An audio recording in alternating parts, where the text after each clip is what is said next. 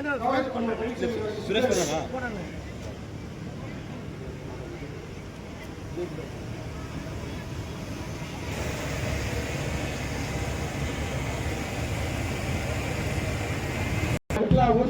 ಅಂತಕ್ಕಂಥ ಮಾತನ್ನು ಸಾರುತ್ತಾ ಎಲ್ಲಾ ತಂಡಗಳು ಸಜ್ಜಾಗಿ ನಿಂತಿದೆ.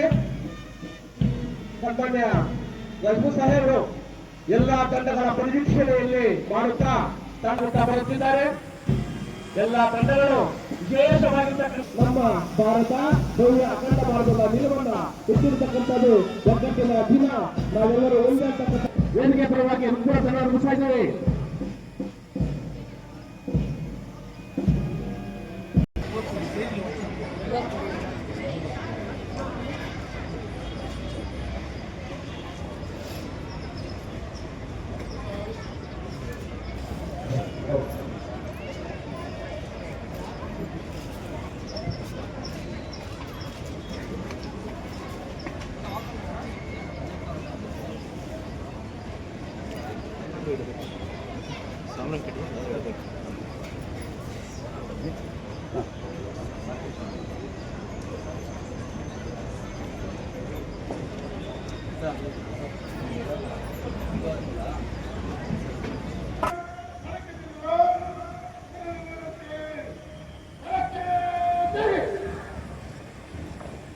ಎಲ್ಲ ತಂಡಗಳು ಶಿಸ್ತುಬದ್ಧವಾಗಿ ಪದ್ಮಂಜಲ ಮಾಡುತ್ತಾ ವೇದಿಕೆಯತ್ತ ಸಾಗುತ್ತಾ ಬರುತ್ತದೆ.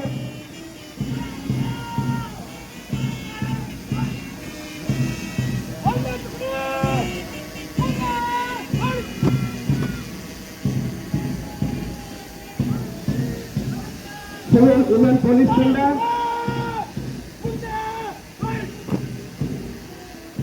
ಸಂಗಮೇಶ್ ಕೊಲ್ಲಾರ್ ಅವರ ನೇತೃತ್ವದಲ್ಲಿ ಸಿವಿಲ್ ವುಮೆನ್ ಪೊಲೀಸ್ ತಂಡ ಮುಂದುಗುತ್ತಾ ಸಾಗುತ್ತಾ ಬರುತ್ತಿದೆ. ಮುಂದಿನ ತಂಡವಾಗಿ ಹೋಮ್ ಗಾರ್ಡ್ಸ್ ಮೆನ್ ಮಂಜುನಾಥರ್ ಅವರ ನೇತೃತ್ವದಲ್ಲಿ ತಂಡ ಸಾಗುತ್ತಾ ಮುನ್ನುಗ್ಗುತ್ತಿದೆ. ಹೋಮ್ ಗಾರ್ಡ್ಸ್ ವುಮೆನ್ ತಂಡವನ್ನ ತಿರುಚರೆ ಮೇರಿರವರ ನಾಯಕತ್ವದಲ್ಲಿ ಮುನ್ನುಗ್ಗುತ್ತಾ ಬರುತ್ತಿದೆ. LCC TFTC college men Madan V ರವರ ನಾಯಕತ್ವದಲ್ಲಿ ತಂಡ ಮುನ್ನುಗ್ಗುತ್ತಾ ಬರುತ್ತಿದೆ. LCC TFTC village women college women captain Shri Varshini ಅವರ ನೇತೃತ್ವದಲ್ಲಿ ತಂಡಗಳ ಮುನ್ನುಗ್ಗುತ್ತಾ ಸಾಗುತ್ತಿದೆ. ಎಲ್ಸಿಸಿ ಎಫ್ಟಿಸಿ ಕಾಲೇಜ್ ಚಂದ್ರ ವಿ ಮಾತೃತ್ವದಲ್ಲಿ ತಂಡ ಮುನ್ನುಗ್ಗುತ್ತಾ ಬರುತ್ತಿದೆ. LCC boys doctor C R Ambedkar school captain S Shiva ಅವರ ಒಂದು ಮಾರ್ಗದರ್ಶನದಲ್ಲಿ ತಂಡ ಮುನ್ನುಗ್ಗುತ್ತಾ ಬರುತ್ತಿದೆ. LCC Saint Joseph convent Sheetal ಅವರ ನಾಯಕತ್ವದಲ್ಲಿ ತಂಡ ಮುನ್ನುಗ್ಗುತ್ತಾ ಬರುತ್ತಿದೆ. ಸೆಂಟ್ ಮೇರೀಸ್ ಕ್ಯಾಪ್ಟನ್ ಅಕ್ಷಯ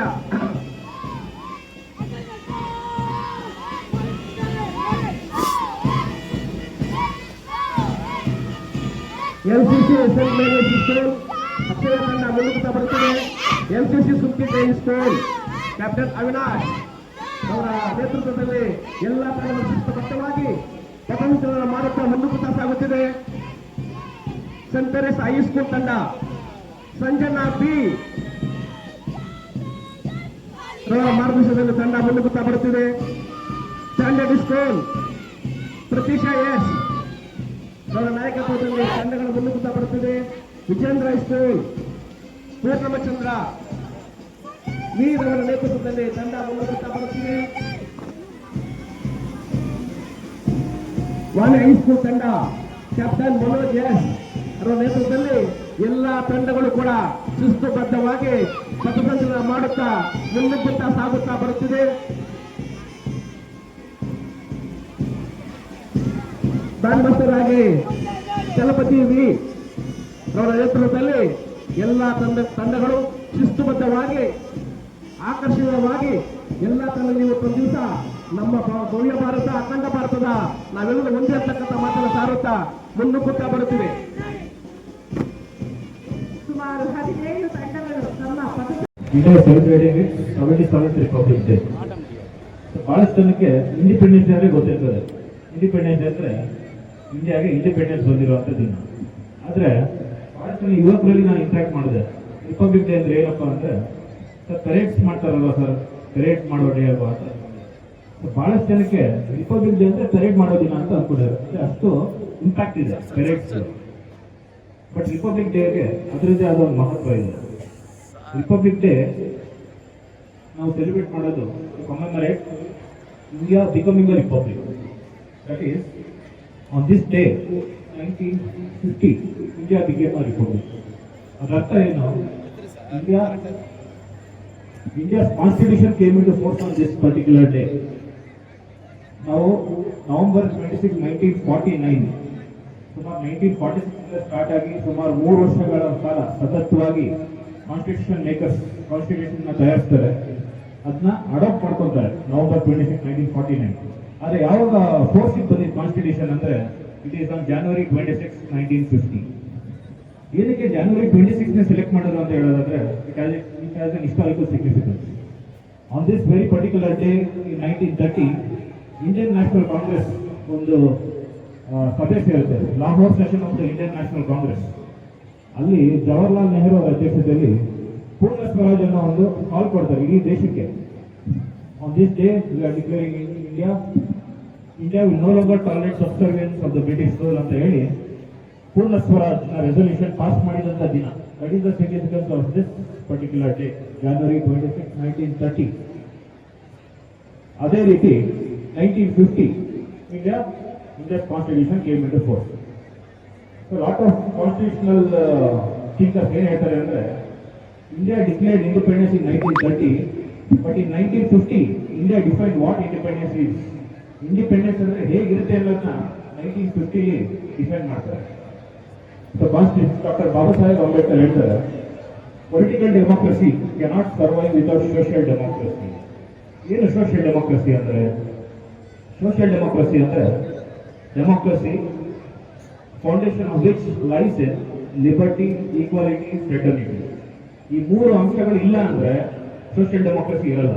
ಸೋಷಿಯಲ್ ಡೆಮೋಕ್ರಸಿ ಇರೋದಿಲ್ಲ ಅಂದ್ರೆ ಪೊಲಿಟಿಕಲ್ ಡೆಮೋಕ್ರಸಿ ಇರೋದಿಲ್ಲ. ಎಲ್ಲರಿಗೂ ಗೊತ್ತಿರೋಂಗೆ India is the largest democracy in the whole world. So ಈ ಡೆಮೋಕ್ರಸಿ ಸಕ್ಸಸ್ ಆಗಬೇಕಂದ್ರೆ it depends on the bedrock of democracy, which is free and fair elections. Free and fair elections ಆಗ್ತದಂದ್ರೆ there should be purity of the electoral roll.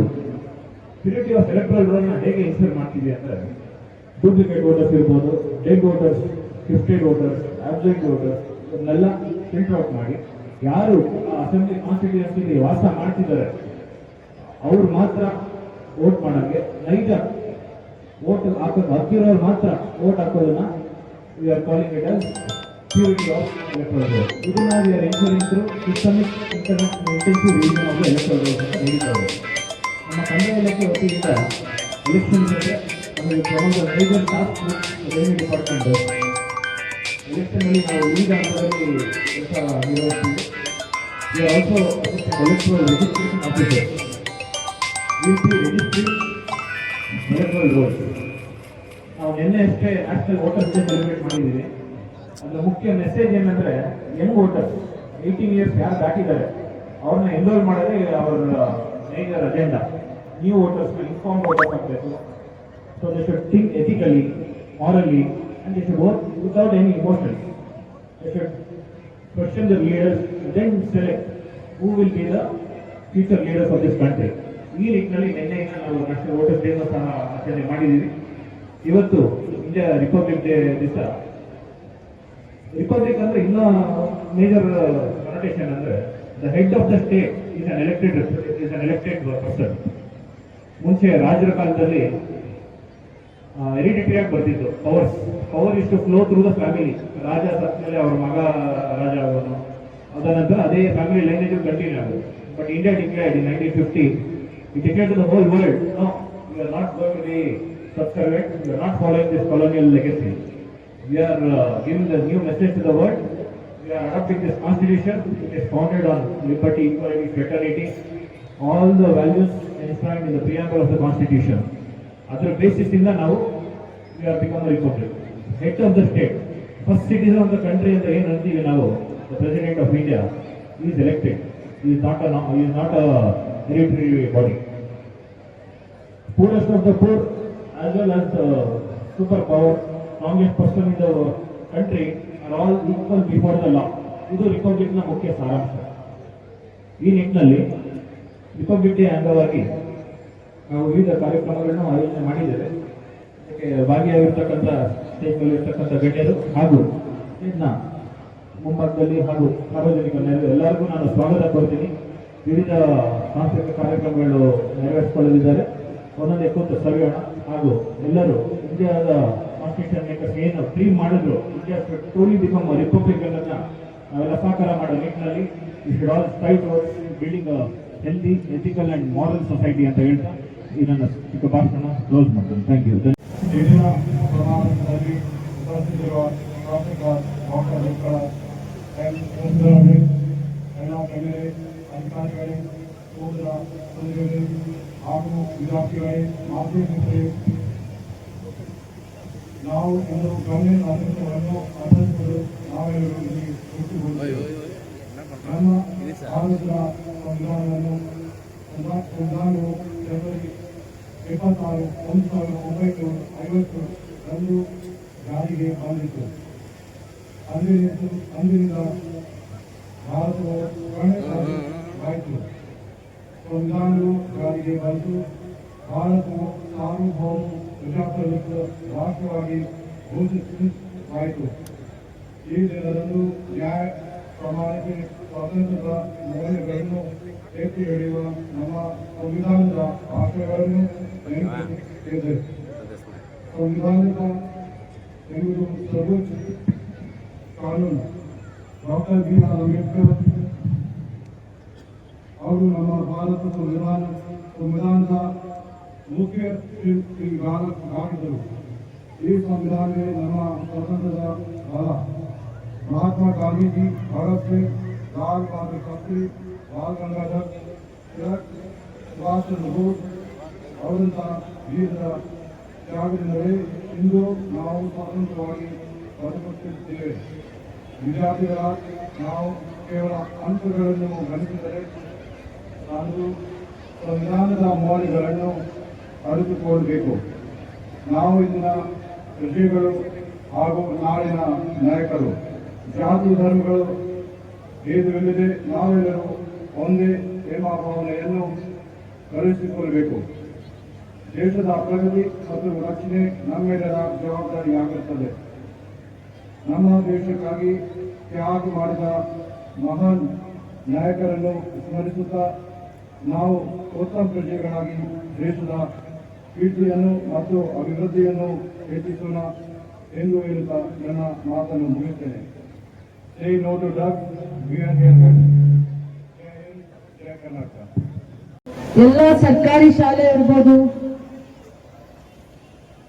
ಶಾಲೆಗಳಿಂದ ಬಂದಿರುವಂತಹ ಶಿಸ್ತಿನ ಶಾಲಾ ಶಿಕ್ಷಕರು, ಶಿಕ್ಷಕಿಯರಿಗೂ ಕೂಡ 77ನೇ ಗಣರಾಜ್ಯೋತ್ಸವ ದಿನಾಚರಣೆಯ ಶುಭಾಶಯಗಳನ್ನು ಕೋರುತ್ತಾ ಗಣರಾಜ್ಯೋತ್ಸವದ ಧ್ವಜಾರೋಹಣವನ್ನು ಯಶಸ್ವಿಯಾಗಿ ನೆರವೇರಿಸಿದ ನಮ್ಮ ಜಿಲ್ಲಾ ಪೊಲೀಸ್ ವರಿಷ್ಠಾಧಿಕಾರಿಗಳಾಗಿರುವಂತಹ ಶಿವಾಂಶು ರಜಪೂತ್ ಅವರಿಗೆ ಧನ್ಯವಾದಗಳನ್ನು ಹೇಳುತ್ತಾ, ವೇದಿಕೆಯಲ್ಲಿರುವ ನಗರಸಭೆ ಆಯುಕ್ತರಿಗೂ, ಪಂಚಾಯಿತಿಯ ಇಒ ಅವರಿಗೂ, ಕೆಜಿಎಫ್ ಡೆವಲಪ್ಮೆಂಟ್ ಅಥಾರಿಟಿಯ ಶ್ರೀನಿವಾಸ್ ಅವರಿಗೂ ಮತ್ತೆ ಎಲ್ಲ ಇಲಾಖೆಯ ಅಧಿಕಾರಿಗಳಿಗೂ ಹೃದಯಪೂರ್ವಕವಾದ ಧನ್ಯವಾದಗಳನ್ನು ಅರ್ಪಿಸುತ್ತಾ,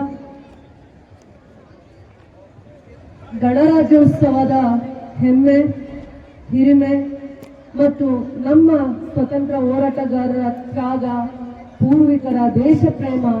ಗಣರಾಜ್ಯೋತ್ಸವ ಅಂದ್ರೆ ಪ್ರಗತಿಯ ದಾರಿಯಲ್ಲಿ ನಮ್ಮ ದೇಶ ಗಮನಾರ್ಹ ಸಾಧನೆಯನ್ನು ಮತ್ತು ಸವಾಲುಗಳನ್ನು ಎದುರಿಸುತ್ತಾ ಬಂದಿದೆ. ಸಂವಿಧಾನದ ಸಾಧನೆಯನ್ನ ನಾವು ಮರುಕಳಿಸುವಂತಹ ದಿನ. ಸಂವಿಧಾನ ದೇಶಕ್ಕೆ ಕೊಡುಗೆಯಾಗಿದೆ, ಪ್ರಗತಿಯಾಗಿದೆ. ಆದರೂ ಕೂಡ ಇನ್ನೂ ಸಮಸ್ಯೆಗಳ ಸಂಕೋಲೆಯನ್ನು ಸಿಲುಕಿದ್ದೇವೆ ಎಂದರೂ ಕೂಡ ತಪ್ಪಾಗ್ಲಿಕ್ಕಾಗಲ್ಲ. ಸಂವಿಧಾನವನ್ನ ಡಾಕ್ಟರ್ ಬಿ.ಆರ್. ಬಾಬಾ ಸಾಹೇಬ್ ಅಂಬೇಡ್ಕರ್ ಮತ್ತು ಅವರ ನಾಯಕತ್ವದ ಜೊತೆ ಇಡೀ ಭಾರತ ದೇಶದ ಮಹನೀಯರು ಕೂಡ ಬಹಳ ಪ್ರಯತ್ನದಿಂದ ಅಪಾರವಾದ ಕೊಡುಗೆಯನ್ನ ದೇಶಕ್ಕೆ. ರಿಟರ್ನ್ ಕಾನ್ಸ್ಟಿಟ್ಯೂಷನ್ ಎಲ್ಲಾದ್ರೂ ಇದೆ ಅಂದ್ರೆ ನಮ್ಮ ಇಷ್ಟು ವರ್ಲ್ಡ್ ಡೆವಲಪ್ಡ್ ಕಂಟ್ರೀಸ್ ಅಲ್ಲಿ ಬರೀ ಭಾರತ ದೇಶದಲ್ಲಿ ಮಾತ್ರ ನಾವು ರಿಟರ್ನ್ ಕಾನ್ಸ್ಟಿಟ್ಯೂಷನ್ ಅನ್ನು ನೋಡ್ಲಿಕ್ಕಾಗತ್ತೆ. ಅದನ್ನ ಅರ್ಥ ಮಾಡ್ಕೋಬೇಕು. ಎಷ್ಟು ಶ್ರದ್ಧೆಯಿಂದ ಭಾರತದ ಸಂಸ್ಕೃತಿಗೆ, ವಿಭಿನ್ನತೆಗೆ, ಐಕ್ಯತೆಗೆ ಒಗ್ಗುವಂತಹ ಒಂದು ಸಂವಿಧಾನವನ್ನ ಬರೆದಿದ್ದಾರೆ, ರಚಿಸಿದ್ದಾರೆ ಅಂದ್ರೆ ಎಷ್ಟು ದೂರದೃಷ್ಟಿ ನಮ್ಮ ಪೂರ್ವಿಕರಿಗೆ, ನಮ್ಮ ನಾಯಕರಿಗೆ, ಮಹಾನ್ ನಾಯಕರಿಗೆ ಇತ್ತು ಅನ್ನುವಂತ ವಿಚಾರವನ್ನ ನಾವು ಅರ್ಥ ಮಾಡ್ಕೊಳ್ಬೇಕಾಗತ್ತೆ. ಪ್ರಜಾಪ್ರಭುತ್ವದ ಸಂಸ್ಕೃತಿ, ಮೌಲ್ಯಗಳು, ತತ್ವಗಳನ್ನು ಕಾಪಾಡುವಂತ ಈ ಸಂವಿಧಾನ ತಾರತಮ್ಯವನ್ನ ದೂರವಿಡಿಸುತ್ತೆ. ಮತ್ತೆ ಸಾಮಾಜಿಕ ದಾರಿಯಲ್ಲಿ ಮುನ್ನಡೆಸುವ ಚಿಂತನೆಯನ್ನ ಮಾಡುವಂತಹ ಸಂವಿಧಾನವನ್ನ ನಮ್ಮ ದೇಶಕ್ಕೆ ಶಕ್ತಿಯಾಗಿರುವಂತಹ ಯೋಧರು, ಭದ್ರತಾ ಸೇನಾಪಡೆ, ಪೊಲೀಸರು ಬಲವಾಗಿರುವುದು ಕೂಡ ನಮಗೆ ಹೆಮ್ಮೆಯ ವಿಚಾರ. ಸ್ವತಂತ್ರ ಪೂರ್ವದಲ್ಲಿ ಇಷ್ಟೆಲ್ಲ ಸ್ವತಂತ್ರವಾಗಿ ನಾವು ಮಾಧ್ಯಮ ಇರ್ಬೋದು, ಪೊಲೀಸ್ ಇರ್ಬೋದು, ಮತ್ತೆ ಸಂವಿಧಾನದ ಆಲೋಚನೆ, ನಮ್ಮ ಪ್ರಜಾಪ್ರಭುತ್ವವನ್ನ, ನಮ್ಮ ಡೆಮೋಕ್ರಸಿಯನ್ನ ನಾವೇ ಯಾವ ರೀತಿ, ನಾವು ಹೇಗೆ ರೂಲ್ ಮಾಡಬೇಕು, ನಮ್ಮ ಡೆಮೋಕ್ರಸಿ ಹೇಗಿರ್ಬೇಕು ಅನ್ನುವಂಥ ಚಿಂತನೆ ಮಾಡಲಿಕ್ಕೆ ಸ್ವತಂತ್ರ ಇಲ್ಲದೆ ಇರುವಂತ ದಿನಗಳನ್ನ ನೋಡಿದೀವಿ. ಅದಾದ್ಮೇಲೆ ನಮ್ಮ ಡೆಮೋಕ್ರಸಿಯನ್ನ, ಪ್ರಜಾಪ್ರಭುತ್ವವನ್ನ ಯಾವ ರೀತಿ ನಾವು ರಚನೆ ಮಾಡಿ ನಮ್ಮನ್ನ ನಾವು ಹೇಗೆ ರೂಲ್ ಮಾಡಬೇಕು, ಹೇಗೆ ಡೆವಲಪ್ ಮಾಡಬೇಕು, ಯಾವ ರೀತಿಯ ಕಾನೂನನ್ನ ನಾವು ಅಳವಡಿಸಬೇಕು ಅನ್ನುವಂತ ಚಿಂತನೆ, ಆಲೋಚನೆ, ದೂರದೃಷ್ಟಿ ಪ್ರಜಾಪ್ರಭುತ್ವದಲ್ಲಿ ನಮಗೆ ಸಂವಿಧಾನ ಕೊಡುಗೆಯಾಗಿ ಕೊಟ್ಟಿದೆ.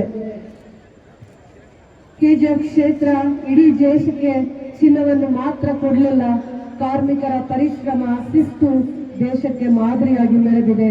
ಇಂದಿನ ವಿದ್ಯಾರ್ಥಿಗಳು ಮತ್ತು ಯುವ ಜನತೆ ದೇಶದ ಪ್ರಗತಿಗೆ, ಜವಾಬ್ದಾರಿಗೆ, ಬೆಳವಣಿಗೆಗೆ, ಮುಂದೆ ಪರಿಶ್ರಮಕ್ಕೆ ನಾಂದಿ ಆಗ್ತಾರೆ. ಇಂದಿನ ವಿದ್ಯಾರ್ಥಿಗಳು, ಇಂದಿನ ಯುವ ಜನತೆ ಭವಿಷ್ಯದ ಪ್ರಜಾಪ್ರಭುತ್ವವನ್ನ ಕಟ್ಟಲಿಕ್ಕೆ, ದೇಶಕ್ಕೆ ಕೊಡುಗೆ ಆಗ್ಲಿಕ್ಕೆ ಆಸ್ತಿ ಆಗ್ತಾರೆ ಅನ್ನುವಂತ ನಂಬಿಕೆಯಿಂದ ಕೆಜಿಎಫ್ ಕ್ಷೇತ್ರದಲ್ಲಿ ಗುಣಮಟ್ಟದ ಶಿಕ್ಷಣ ಮೂಲ ಉದ್ದೇಶವನ್ನ ಇಟ್ಟುಕೊಂಡು ಕೆಪಿಎಸ್ಸಿ ಶಾಲೆಗಳನ್ನ ಸರ್ಕಾರದಲ್ಲಿ ಮಂಜೂರು ಮಾಡಿಸುವಂತದಲ್ಲಿ ಯಶಸ್ವಿಯಾಗಿದ್ದೀವಿ. ಏನು ಕೆಪಿಎಸ್ಸಿ ಶಾಲೆ ಅಂತಂದ್ರೆ ಕರ್ನಾಟಕ ಇಂಗ್ಲಿಷ್ ಮೀಡಿಯಂ ಶಾಲೆಗಳು, ಕರ್ನಾಟಕದ ಸರ್ಕಾರದ, ನಮ್ಮ ಹೆಮ್ಮೆಯ ಸರ್ಕಾರದ ಆಂಗ್ಲ ಮಾಧ್ಯಮ ಇಂಗ್ಲಿಷ್ ಮೀಡಿಯಂ ಶಾಲೆಗಳನ್ನ ಇಲ್ಲಿಗೆ ಒತ್ತು ಕೊಡುವಂತ ಪ್ರಯತ್ನ ಮಾಡಿದ್ದಾರೆ. ಅದಾದ್ಮೇಲೆ ಕ್ಯಾಸಂಬಳ್ಳಿ ಹೋಬಳಿಯಲ್ಲಿ ಕೆಸಿ ರೆಡ್ಡಿಯವರ ಎಲ್ಲಿ ಜನ್ಮವನ್ನ ತಾಳಿರ್ತಾರೆ, ಕೆಸಿ ರೆಡ್ಡಿಯವರ ಜನ್ಮಸ್ಥಳದಲ್ಲಿ ಕ್ಯಾಸಂಬಳ್ಳಿ ಹೋಬಳಿಯಲ್ಲಿ ಮುರಾರ್ಜಿ ವಸತಿ ಶಾಲೆಯನ್ನ ಕೂಡ 20 ಕೋಟಿಗಳ ಅನುದಾನದಲ್ಲಿ 6ನೇ ಕ್ಲಾಸಿಂದ 10ನೇ ಕ್ಲಾಸ್ವರೆಗೂ ಅಲ್ಲಿ ಮುರಾರ್ಜಿ ವಸತಿ ಶಾಲೆಗಳನ್ನು ಅಭಿವೃದ್ಧಿ ಮಾಡಲಿಕ್ಕೆ 20 ಕೋಟಿ ಅನುದಾನವನ್ನು ಕೊಡುವಂತದ್ರಲ್ಲಿ ಸರ್ಕಾರ ಯಶಸ್ವಿಯಾಗಿದೆ. ನಮ್ಮ ಸರ್ಕಾರ ಹೆಚ್ಚಿನ ಆದ್ಯತೆ ವಿದ್ಯಾಭ್ಯಾಸಕ್ಕೆ ಕೊಡ್ತಾ ಇದೆ ಅಂತ ಹೆಮ್ಮೆಯಿಂದ ಹೇಳಲಿಕ್ಕೆ ಇಷ್ಟಪಡ್ತೀನಿ. ಗುಣಮಟ್ಟದ ಮಾದರಿಯ ಅಂಗನವಾಡಿಗಳನ್ನ ಮಾಡ್ತಾ ಇದ್ದೀವಿ. 1,50,00,000ದಲ್ಲಿ ಗುಣಮಟ್ಟದ ಮಾದರಿಯ ಅಂಗನವಾಡಿಗಳನ್ನ ಮಾಡಲಿಕ್ಕೆ ನಾನು ಪ್ರಯತ್ನ ಮಾಡಿದ್ದೀನಿ, ಸಂಕಲ್ಪ ಮಾಡಿದ್ದೀನಿ ಅಂತ ಹೇಳಲಿಕ್ಕೆ ಹೆಮ್ಮೆಯಿಂದ ಇಷ್ಟಪಡ್ತೀನಿ. IRB ಪೊಲೀಸ್ ಟ್ರೈನಿಂಗ್ 100 ಎಕರೆಯಲ್ಲಿ ಇಂಡಿಯನ್ ರಿಸರ್ವ್ ಪೊಲೀಸ್ ಬೆಟಾಲಿಯನ್ನ ನಾವು ಕೆಜಿಎಫ್ ನಲ್ಲಿ ಇಂಡಸ್ಟ್ರಿಯಲ್ ಏರಿಯಾ ಪಕ್ಕದಲ್ಲಿ ನಾವು ಮಾಡ್ತಾ ಇದ್ದೀವಿ. ಅದು IRB ಅಂದ್ರೆ ದೇಶದ ಸುರಕ್ಷತಾ ಪಡೆ 1,000 ಪೊಲೀಸರನ್ನ ಟ್ರೈನಿಂಗ್ ಮಾಡುವಂತ ಕ್ಯಾಂಪಸ್ ಆಗುತ್ತೆ, ಅಕಾಡೆಮಿ ಆಗುತ್ತೆ. ಅಲ್ಲಿ 1,000 ಪೊಲೀಸ್ ಅವರು ಅಲ್ಲೇ ಕುಟುಂಬಗಳ ಸಮೇತ ವಾಸವನ್ನ ಮಾಡ್ತಾರೆ. ಅದಕ್ಕೆ ನಾವು 100 ಎಕರೆ ಜಾಗವನ್ನ ಕೊಟ್ಟಾಗ ಸರ್ಕಾರ ಮತ್ತು ಹೋಮ್ ಮಿನಿಸ್ಟರ್ ಡಾಕ್ಟರ್ ಪರಮೇಶ್ವರ್ ಅವರು ಬಹಳ ಗೌರವದಿಂದ ಎಲ್ಲಿ ಅವಕಾಶ ಮಾಡಲಿಕ್ಕೂ ಆದ್ರೂ ಕೂಡ ಕೆಜಿಎಫ್ಗೆ ವಿಶೇಷವಾಗಿರುವಂತಹ ಆದ್ಯತೆಯನ್ನ ಕೊಟ್ಟು ಕೊಡುಗೆಯಾಗಿ ಕೊಟ್ಟಿದ್ದಾರೆ. ಬರುವಂತ ದಿನಗಳಲ್ಲಿ ಮೊದಲನೇ ಹಂತದಲ್ಲಿ 30 ಕೋಟಿಗಳಲ್ಲಿ ಅಭಿವೃದ್ಧಿ ಆಗ್ತಾ ಇದೆ. ಹಂತವಾಗಿ 550 ಕೋಟಿಯಲ್ಲಿ ಪೊಲೀಸ್ ಟ್ರೈನಿಂಗ್ ಅಕಾಡೆಮಿ ನಮ್ಮ ಕೆಜಿಎಫ್ ಕ್ಷೇತ್ರಕ್ಕೆ ಭದ್ರತಾ ಪಡೆ ಆಸ್ತಿ ಆಗತ್ತೆ, ಭವಿಷ್ಯದಲ್ಲಿ ಆಸ್ತಿ ಆಗತ್ತೆ. 550 ಕೋಟಿಗಳಲ್ಲಿ ಅಭಿವೃದ್ಧಿ ಆಗತ್ತೆ. ಇದು ಕೆಜಿಎಫ್ಗೆ ಹೆಮ್ಮೆಯ ವಿಚಾರ ಅಂತ ಹೇಳಲಿಕ್ಕೆ ನಾನು ಇಷ್ಟಪಡ್ತೀನಿ. ಭವಿಷ್ಯದ ವಿದ್ಯಾರ್ಥಿಗಳ ಮನಸ್ಸನ್ನ ಗೆಲ್ಲಿಕ್ಕೆ ಈ ಪೊಲೀಸ್ ಅಕಾಡೆಮಿ ಒಂದು ಆಸ್ತಿ ಆಗುತ್ತೆ. ದೂರದೃಷ್ಟಿಯಿಂದ, ದೂರ ಸಂಕಲ್ಪದಿಂದ ಇದು ಚರಿತ್ರೆಯನ್ನ ಸೃಷ್ಟಿ ಮಾಡಿದೆ. ಚರಿತ್ರೆಯ ಪುಟಗಳಲ್ಲಿ, ಇತಿಹಾಸದಲ್ಲಿ ಉಳಿದೋಗುವಂತ ಈ ಭದ್ರತಾ ಪಡೆ ಅಕಾಡೆಮಿ ನಮ್ಮ ಕೆಜಿಎಫ್ಗೆ ಕೊಡುಗೆ ಆಗುತ್ತೆ ಅಂತ ಹೇಳಲಿಕ್ಕೆ ಇಷ್ಟಪಡ್ತೀನಿ. ಅದರ ಭೂಮಿ ಪೂಜೆ ಮೊನ್ನೆ ಅಷ್ಟೇ ಮಾಡಿದೀವಿ. ಅದಾದ್ಮೇಲೆ ತದನಂತರ ದಿನಗಳಲ್ಲಿ ಕೆಜಿಎಫ್ ಗಡಿ ಭಾಗದಲ್ಲಿದೆ. ಇಲ್ಲಿನ ಗ್ರಾಮೀಣ ವಿದ್ಯಾರ್ಥಿಗಳಿಗೆ, ನಗರ ಭಾಗದ ಸರ್ಕಾರಿ ಶಾಲೆಯಲ್ಲಿ ಓದುವಂತ ವಿದ್ಯಾರ್ಥಿಗಳಿಗೆ ಸೈನ್ಸ್ ನ ವಿಚಾರವಂತಿಕೆಯನ್ನು ತಿಳಿವಳಿಸಲಿಕ್ಕೆ, ಅವರಿಗೆ ಅದರ ಅನುಭವವನ್ನು ಕೊಡ್ಲಿಕ್ಕೆ ಸೈನ್ಸ್ ಪಾರ್ಕ್ ಅನ್ನು 9 ಕೋಟಿಯಲ್ಲಿ 10 ಎಕರೆ ಜಾಗದಲ್ಲಿ ಸರ್ಕಾರ ಅಭಿವೃದ್ಧಿ ಮಾಡಲಿಕ್ಕೆ ಕೆಜಿಎಫ್ ಕ್ಷೇತ್ರಕ್ಕೆ ಬೆನ್ನೆಲುಬಾಗಿ ನಿಂತಿದೆ ಅಂತ ಹೇಳಲಿಕ್ಕೆ ನಾನು ಇಷ್ಟಪಡ್ತೀನಿ. ಏನು ಬೆಂಗಳೂರಿನಲ್ಲಿ ವಿಶ್ವೇಶ್ವರಯ್ಯ ನೆಹರು ತಾರಾಲಯ ಇದೆ, ಅದೇ ರೀತಿ ಕೆಜಿಎಫ್ ಕ್ಷೇತ್ರದಲ್ಲೂ ಸೈನ್ಸ್ ಎಕ್ಸ್ಪೆರಿಮೆಂಟ್ಸ್ ಮಾಡಲಿಕ್ಕೆ, ಓದುವಂತ ಮಕ್ಕಳಿಗೆ ಪ್ರಾಕ್ಟಿಕಲ್ ಆಗಿರುವಂತ ವಿಚಾರವಂತಿಕೆಗಳನ್ನ ತಿಳಿಸ್ಲಿಕ್ಕೆ 10 ಎಕರೆ ಜಾಗದಲ್ಲಿ ಸೈನ್ಸ್ ಪಾರ್ಕ್ ಅನ್ನ ಹಂತ ಹಂತವಾಗಿ ಡೆವಲಪ್ ಮಾಡಲಿಕ್ಕೆ ಸರ್ಕಾರದ ಆದ್ಯತೆ ಸಿಕ್ಕಿದೆ, ಅನುಮತಿ ಸಿಕ್ಕಿದೆ, ಅಡ್ಮಿನಿಸ್ಟ್ರೇಟಿವ್ ಅಪ್ರೂವಲ್ ಸಿಕ್ಕಿದೆ. 9 ಕೋಟಿ ಅನುದಾನ ಕೂಡ ಸರ್ಕಾರದಿಂದ ನಮಗೆ ಲಭ್ಯವಾಗಿದೆ ಅಂತ ಹೆಮ್ಮೆಯಿಂದ ಹೇಳಲಿಕ್ಕೆ ಇಷ್ಟಪಡ್ತೀನಿ. ಅದರ ಜೊತೆಯಲ್ಲಿ ಕೆಸಿ ರೆಡ್ಡಿ ಅವರ ಸ್ಮಾರಕವನ್ನ 5 ಕೋಟಿಯ ಅನುದಾನದಲ್ಲಿ ಕೆಜಿಎಫ್ ನ ನಗರ ಭಾಗದಲ್ಲಿ ನಾವು ಅದನ್ನ ಸ್ಥಾಪನೆಯನ್ನ ಮಾಡ್ತಾ ಇದ್ದೀವಿ. ಕೆಜಿಎಫ್ ನ ನಗರ ಭಾಗ ಮೊದಲನೇ ಮುಖ್ಯಮಂತ್ರಿಯವರು ಮೈಸೂರು ಪ್ರಾಂತ್ಯದಲ್ಲಿ ಇಡೀ ದೇಶಕ್ಕೆ, ರಾಜ್ಯಕ್ಕೆ ಸ್ವತಂತ್ರ ಪೂರ್ವದಲ್ಲಿ, ಸ್ವತಂತ್ರ ನಂತರದಲ್ಲಿ ಕೊಡುಗೆಯನ್ನ ಕೊಟ್ಟು ನಮ್ಮ ಕ್ಷೇತ್ರದ ಹೆಮ್ಮೆಯ ಪುತ್ರ ಅಂತ ಹೇಳ್ತಾ ಅವರ ಸ್ಮಾರಕವನ್ನ 5 ಕೋಟಿಯಲ್ಲಿ ನಾವು ನಗರ ಭಾಗದಲ್ಲಿ ಅದನ್ನ ಅಭಿವೃದ್ಧಿಯನ್ನ ಮಾಡ್ತಾ ಇದ್ದೀವಿ. ಅದೇ ರೀತಿ ಸಂವಿಧಾನ ಶಿಲ್ಪಿ, father of the constitution doctor BR Ambedkar ಅವರ ನಾಲೆಡ್ಜ್ ಅಂದ್ರೆ ಏನು ಜ್ಞಾನ ಭಂಡಾರ ಅಂತ ನಾವು ಏನು ಹೇಳ್ತೀವಿ, ಅದನ್ನ ನಾವು 15 ಕೋಟಿ ಅನುದಾನದಲ್ಲಿ ನಾವು 10 ಎಕರೆ ಅಥವಾ 8 ಎಕರೆ ಜಾಗದಲ್ಲಿ ನಾವು ಇದನ್ನ 15 ಕೋಟಿ ಅನುದಾನದಲ್ಲಿ ಅಂಬೇಡ್ಕರ್ ಅವರ ಜ್ಞಾನ ಭಂಡಾರ ಅನ್ನುವಂತ ಒಂದು ಸ್ಮಾರಕವನ್ನ ನಾವು ಕೆಜಿಎಫ್ ಕ್ಷೇತ್ರಕ್ಕೆ ವಿಶೇಷವಾಗಿ ಅಂಬೇಡ್ಕರ ಅನುಯಾಯಿಗಳು, ಅಂಬೇಡ್ಕರ್ ಅವರ ಜೀವನ ಚರಿತ್ರೆಯನ್ನ ಇಲ್ಲಿನ ವಿದ್ಯಾರ್ಥಿಗಳು ಅರ್ಥ ಮಾಡಿಕೊಳ್ಬೇಕು. ಅವರ ಕೊಡುಗೆ ಏನು, ಅವರ ಸಾಧನೆ ಏನು, ಅವರ ಜೀವನದಲ್ಲಿ ಯಾವ ರೀತಿ ಪ್ರಜ್ವಲಿಸಿದರು, ಸಮಾಜಕ್ಕೆ ಯಾವ ರೀತಿ ಅವರು ಸೋಷಿಯಲ್ ರಿಫಾರ್ಮಿಸ್ಟ್ ಆಗ್ತಾರೆ, ಏನು ಅವರ ಆಲೋಚನೆ ಏನು, ವಾಟ್ ಈಸ್ ಇಸ್ ಕಾಂಟ್ರಿಬ್ಯೂಷನ್, ಎಷ್ಟು ಕಂಟ್ರಿಗಳನ್ನ ಟೂರ್ ಮಾಡಿದ್ರು, ಏನ್ ಸಂದೇಶ ಅವರು, ಯಾಕೆ ಸಮಾನತೆಗೆ ಹೆಚ್ಚಿನ ಒತ್ತನ್ನ ಕೊಟ್ಟಿದ್ದಾರೆ, ಸಂವಿಧಾನವನ್ನ ಬರೀಲಿಕ್ಕೆ ಸಂವಿಧಾನದ ಒಂದು ಡ್ರಾಫ್ಟಿಂಗ್ ಕಮಿಟಿ ಚೇರ್ಪರ್ಸನ್ ಆಗ್ಲಿಕ್ಕೆ ಯಾಕೆ ಅವರಿಗೆ ಅಷ್ಟು ಅರ್ಹತೆ ಇತ್ತು ಅನ್ನುವಂತ ವಿಚಾರವನ್ನ ತಿಳಿಬೇಕಂದ್ರೆ ಇಂದಿನ ವಿದ್ಯಾರ್ಥಿಗಳು, ಇಂದಿನ ಮಕ್ಕಳು ಅಲ್ಲಿ ಹೋಗುವಂತ ಪ್ರಯತ್ನ ಮಾಡಿದಾಗ ಅವರ ಜೀವನ ಚರಿತ್ರೆ, ಅವರ ಸಾಧನೆ, ಮತ್ತೆ ಅವರು ದೇಶಕ್ಕೆ ಕೊಡುಗೆಯಾಗಿ ತಮ್ಮನ್ನೇ ಹೇಗೆ ಸಮರ್ಪಿಸಿಕೊಂಡಿದ್ದಾರೆ ಅನ್ನುವಂತ ಸತ್ಯಾಂಶಗಳನ್ನ ತಿಳಿಲಿಕ್ಕೆ ಅವರ ಇಡೀ ಜೀವನ ಚರಿತ್ರೆಯನ್ನ ಮತ್ತೆ ಅವರ ಒಡನಾಟವನ್ನ ಯಾರ್ಯಾರು ಇಷ್ಟಪಟ್ಟರು ಅನ್ನುವಂತ ಲೈಫ್ ಹಿಸ್ಟ್ರಿ, ಡಿಜಿಟಲ್ ಲೈಬ್ರರಿ, ಮತ್ತೆ ರಿಸರ್ಚ್ಗೆ, ಸ್ಕಾಲರ್ಸ್ಗೆ ಹೈಯರ್ ಎಜುಕೇಶನ್ ಮಾಡಲಿಕ್ಕೆ, ಅದರ ಜೊತೆಯಲ್ಲಿ ಬೇರೆ ಕಂಟ್ರಿಯಲ್ಲಿ ಹೋಗಿ ಹೈಯರ್ ಎಜುಕೇಶನ್ಸ್ ಮಾಡಲಿಕ್ಕೆ ಅದು ಮಾಹಿತಿ ಕೇಂದ್ರ ಆಗುತ್ತೆ. ಅದಾದ್ಮೇಲೆ ಬುದ್ಧನ ಧ್ಯಾನ ಮಂದಿರ ಇರುತ್ತೆ. ಈ ರೀತಿಯ ಒಂದು ಸ್ಮಾರಕವನ್ನ 15 ಕೋಟಿ ಅನುದಾನದಲ್ಲಿ ನಾನು ಮಾಡುವಂತ ಪ್ರಯತ್ನ ಮಾಡ್ತಾ ಇದ್ದೀನಿ.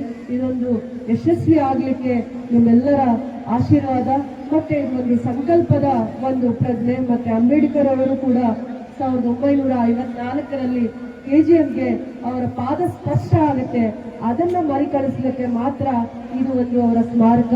ಮತ್ತೆ ಈ ಅನುದಾನದಲ್ಲಿ ಅವರ ನೆನಪುಗಳನ್ನು ಮರುಕಳಿಸ್ಲಿಕ್ಕೆ ಇದು ಒಂದು ಧ್ಯಾನ ಮಂದಿರವನ್ನ ಮಾಡ್ತಾ ಇದ್ವಿ. ಅಂಬೇಡ್ಕರ್ ನಾಲೆಡ್ಜ್ ಪಾರ್ಕ್ ಅಂತ ಅದಕ್ಕೆ ನಾಮಕರಣ ಮಾಡಿ ಅದು ಕೆಜಿಎಫ್ ಕ್ಷೇತ್ರದ ಜನತೆಗೆ ಕೊಡುಗೆಯಾಗಿ ನಾನು ಸಮರ್ಪಣೆ ಮಾಡಲಿಕ್ಕೆ ಇಷ್ಟಪಡ್ತೀನಿ. ಕೆಜಿಎಫ್ ನ ನಗರ ಭಾಗದಲ್ಲಿ MCH ತಾಯಿ ಮತ್ತು ಮಕ್ಕಳ ಆಸ್ಪತ್ರೆಯನ್ನ 5 ಕೋಟಿ ಅನುದಾನದಲ್ಲಿ ಅಭಿವೃದ್ಧಿ ಮಾಡ್ತೀನಿ. ಹಿಂದೆ ಮಹಾರಾಜರು ಕಾಲದಲ್ಲಿ ಕಟ್ಟಿದ್ದಂತ ಕಟ್ಟಡಗಳು ಅದಾದ್ಮೇಲೆ ಹೆಚ್ಚಿನ ಪ್ರಗತಿಯನ್ನ ಕಾಣದೆ ಇವತ್ತು ಕಾರ್ಮಿಕ ಭಾಗದ ಈ ಭಾಗದಲ್ಲಿ ಕೆಜಿಎಫ್ ನಲ್ಲಿ ಕಾರ್ಮಿಕ ವರ್ಗದವರಿಗೆ ಹೆಚ್ಚಿನ ಉಪಯೋಗ ಆಗ್ತಾ ಇಲ್ಲದೆ ಇದ್ದಿದ್ದನ್ನ ನಾನು ಗಮನಿಸಿ ಅದಕ್ಕೆ ತಾಯಿ ಮತ್ತು ಮಕ್ಕಳ ಆಸ್ಪತ್ರೆಯನ್ನ ಅಪ್ಗ್ರೇಡ್ ಮಾಡಲಿಕ್ಕೆ ಒಳ್ಳೆಯ ಲೇಬರ್ ವಾರ್ಡ್ಸ್, ಅದಾದ್ಮೇಲೆ OT ಮತ್ತೆ ಅವರಿಗೆ ಸುರಕ್ಷಿತವಾಗಿರುವಂತ ಇಂಟೆನ್ಸಿವ್ ಕೇರ್, ಮಕ್ಕಳು ಜಸ್ಟ್ ಬಾರ್ನ್ ಬೇಬೀಸ್ಗೆ ಇಂಟೆನ್ಸಿವ್ ಕೇರ್, ಈ ರೀತಿಯ ಒಂದು ಆರೋಗ್ಯದಲ್ಲಿ ಚೇತರಿಕೆಯನ್ನ ಕಾಣುವಂತ ಒಂದು ಕಟ್ಟಡವನ್ನ ಕಟ್ಟಿ ಮತ್ತೆ ಹೆಚ್ಚಿನ ಡಾಕ್ಟರ್ಸ್ಗೆ ಆದ್ಯತೆಯನ್ನ ಸರ್ಕಾರ ಕೊಟ್ಟಿದ್ದಾರೆ. ನಮ್ಮಲ್ಲಿ ಕ್ಯಾಶುಯಾಲಿಟಿ ಬ್ಲಾಕ್ ಇತ್ತು, ಎಮರ್ಜೆನ್ಸಿ ಬ್ಲಾಕ್ ಇತ್ತು, ಆದರೆ round the clock 24/7 round the clock ಕೂಡ ಕೆಲಸ ಮಾಡ್ತಾ ಇರಲಿಲ್ಲ. ಅದಕ್ಕೆ ಸರ್ಕಾರ ಆದ್ಯತೆಯನ್ನ ಕೊಟ್ಟಿದೆ, ವಿಸಿಟ್ ಮಾಡಿದೆ, ಇನ್ಸ್ಪೆಕ್ಷನ್ ಮಾಡಿ ಫೀಲ್ಡ್ ರಿಪೋರ್ಟ್ ತಗೊಂಡಿದೆ. ಇಲ್ಲಿಗೆ ಏನು ವಿಶೇಷವಾಗಿ KGF ಕ್ಷೇತ್ರಕ್ಕೆ ಏನು ಆದ್ಯತೆಯನ್ನ ಕೊಡಬೇಕು ಅನ್ನುವಂಥ ವಿಚಾರದಲ್ಲಿ ಸರ್ಕಾರದ ಚಿಂತನೆ ಆಗಿದೆ. ಅದಕ್ಕೆ ಆದ್ಯತೆಯನ್ನು ಕೊಡುವಂಥದ್ರಲ್ಲಿ ಮುಂದೆ ಬಂದಿದ್ದಾರೆ ಸರ್ಕಾರ ಆ ವಿಚಾರದಲ್ಲಿ ಅಂತ ಹೇಳಲಿಕ್ಕೆ ಇಷ್ಟಪಡ್ತೀನಿ. ಏನು ಇಂಟಿಗ್ರೇಟೆಡ್ ಟೌನ್ಶಿಪ್ ಅಂತ ಬಜೆಟ್ನ ಪುಸ್ತಕದಲ್ಲಿ ಘೋಷಣೆ ಆದ್ಮೇಲೆ ಅದರ ಏನು ಹಿಂದೆ ಮುಂದೆ ಏನು ಗೊತ್ತಾಗ್ತಾ ಇಲ್ಲ ಅನ್ನುವಂಥ ಆಲೋಚನೆ ಚಿಂತನೆ ಮಾಡ್ತಾ ಇದ್ದಿದ್ದನ್ನ ಸರ್ಕಾರದಲ್ಲಿ FD ಹಂತದಲ್ಲಿ DPR ಪ್ರಪೋಸಲ್ 4 ಕೋಟಿಯಲ್ಲಿ ಇಂಟಿಗ್ರೇಟೆಡ್ ಟೌನ್ಶಿಪ್ ಹೇಗಿರಬೇಕು, ಅಲ್ಲಿ ಎಜುಕೇಶನ್ ಪಾರ್ಕ್ ಅಥವಾ ಬ್ಯಾಂಕಿಂಗ್ ಸಿಸ್ಟಮು, ಹೌಸಿಂಗು, ಅದಾದ್ಮೇಲೆ ಏನೇನು ಇಂಟಿಗ್ರೇಟೆಡ್ ಟೌನ್ಶಿಪ್ ಅಲ್ಲಿ ಕಂಪನಿ, ಸಾಫ್ಟ್ವೇರ್ ಕಂಪನೀಸ್ ಇರ್ಬೋದು, ಯಾವ ತರದ ಇಂಟಿಗ್ರೇಟೆಡ್ ಟೌನ್ಶಿಪ್ ಅಲ್ಲಿ ಆದ್ಯತೆ ಇದೆ ಅಂತದಕ್ಕೆ ಒಂದು DPR ಮಾಡಿ ಸರ್ಕಾರಕ್ಕೆ ಸಲ್ಲಿಸಲಿಕ್ಕೆ ಸರ್ಕಾರದ FD ಯಲ್ಲಿ ನಮಗೆ 4 ಕೋಟಿ ಅನುದಾನವನ್ನ ರಿಸರ್ವ್ ಮಾಡಿ ಸರ್ಕಾರ ಆದ್ಯತೆ ಕೊಟ್ಟು ಅದಕ್ಕೆ ಪರ್ಮಿಷನ್ ಅನ್ನು ಕೊಟ್ಟಿದೆ. ಇಂಟಿಗ್ರೇಟೆಡ್ ಟೌನ್ಶಿಪ್ ಇಷ್ಟು ದಿನಗಳೆಲ್ಲ ಹಿಂದೆ ಕಂಡ ಕನಸು ನನಸಾಗುವಂತದ್ರಲ್ಲಿ ಪ್ರಯತ್ನದ ಮೊದಲನೇ ಹೆಜ್ಜೆಯನ್ನ ಇಡ್ತಿದೆ ಅಂತ ಹೇಳಲಿಕ್ಕೆ ನಾನು ಇಷ್ಟಪಡ್ತೀನಿ. FD ಯಲ್ಲಿ ನಮಗೆ DPR ಅಪ್ರೂವಲ್ ಸಿಕ್ಕಿದೆ. ಶುದ್ಧ ಕುಡಿಯುವ ನೀರನ್ನ ನಾವು ಇಡೀ KGFಗೆ ಕೊಡುವಂತ ಸಂಕಲ್ಪ ಮಾಡಿದೀವಿ. ಕತ್ತಲು ಮುಕ್ತ ನಗರವನ್ನ ಮಾಡ್ಲಿಕ್ಕೆ, ಕತ್ತಲು ಮುಕ್ತ ನಗರವನ್ನ ನಾವು KGF ಅನ್ನ ಮಾಡ್ಲಿಕ್ಕೆ ಎಷ್ಟು ಜಾಗದಲ್ಲೂ ಆಗ್ಲಿ, ನಗರದ ಹೆದ್ದಾರಿಯಲ್ಲಾಗಿರ್ಬೋದು, ಮತ್ತೆ ನಗರವಾಸಿಗಳು ಎಲ್ಲೆಲ್ಲಿ ದೂರನ್ನ ಕೊಡ್ತಾರೆ ಆ ಜಾಗದಲ್ಲಿ ಸ್ಟ್ರೀಟ್ ಲೈಟ್ಸ್ ನ ಕಂಪಲ್ಸರಿ ಹಾಕ್ತೀವಿ.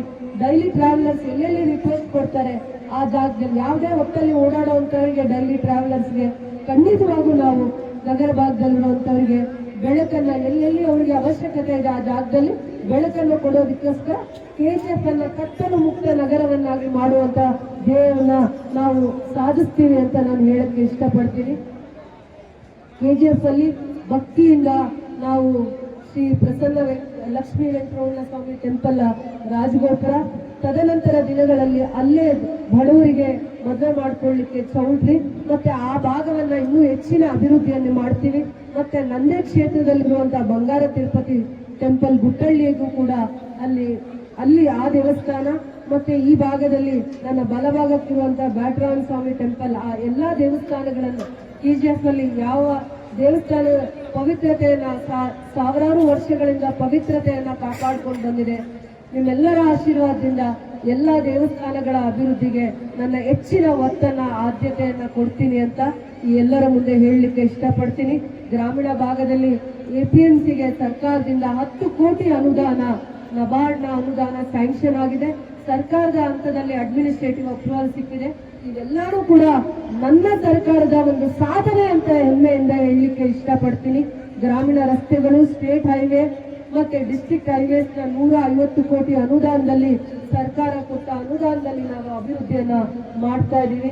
ಯಾವತ್ತು ಅಭಿವೃದ್ಧಿಯ ಸಂಕಲ್ಪ, ಅಭಿವೃದ್ಧಿಯ ಚಿಂತನೆ, ರೈತರು, ಬಡವರು, ಕಾರ್ಮಿಕರ ಅಭಿವೃದ್ಧಿಯ ಸಂಕಲ್ಪ ಮಾಡಿರುವಂತ ನಮ್ಮ ಸರ್ಕಾರ ಆಲೋಚನೆಗಳ ಚಿಂತನೆಯಿಂದ ಇವತ್ತು ನಾನು ಈ ಕ್ಷೇತ್ರದ ಅಭಿವೃದ್ಧಿಗೆ ಇಷ್ಟು ಸಂಕಲ್ಪ ಮಾಡಿರುವಂತಹ ಅನುದಾನವನ್ನ ತರಲಿಕ್ಕೆ ಆಗಿದೆ. ಸರ್ಕಾರಕ್ಕೂ ಧನ್ಯವಾದಗಳನ್ನ ಹೇಳ್ತಿದ್ದೀನಿ. ಮೊದಲೊಮ್ಮೆ 77ನೇ ಗಣರಾಜ್ಯೋತ್ಸವದ ಶುಭಾಶಯಗಳನ್ನ ನಿಮ್ಮೆಲ್ಲರಿಗೂ ಹೇಳಿ, ನಾವು ನಮ್ಮ ನಗರವನ್ನ ಸ್ವಚ್ಛತೆಯಿಂದ ಕಾಪಾಡಲಿಕ್ಕೆ ನಮ್ಮೆಲ್ಲರ ಜೊತೆ ನೀವು ಕೂಡ ಪಣ ತೊಡಬೇಕು. ಸಂವಿಧಾನದ ಉದ್ದೇಶಗಳನ್ನ, ಧ್ಯೇಯಗಳನ್ನ, ಸಂಕಲ್ಪವನ್ನ ಮಾಡಬೇಕು. ನಮ್ಮ ಜವಾಬ್ದಾರಿಯನ್ನು ಕೂಡ ನಾವು ಅರ್ಥ ಮಾಡ್ಕೋಬೇಕು ಅಂತ ಹೇಳ್ತಾ ನಿಮ್ಮೆಲ್ಲರಿಗೂ ಕೂಡ 77ನೇ ಗಣರಾಜ್ಯೋತ್ಸವ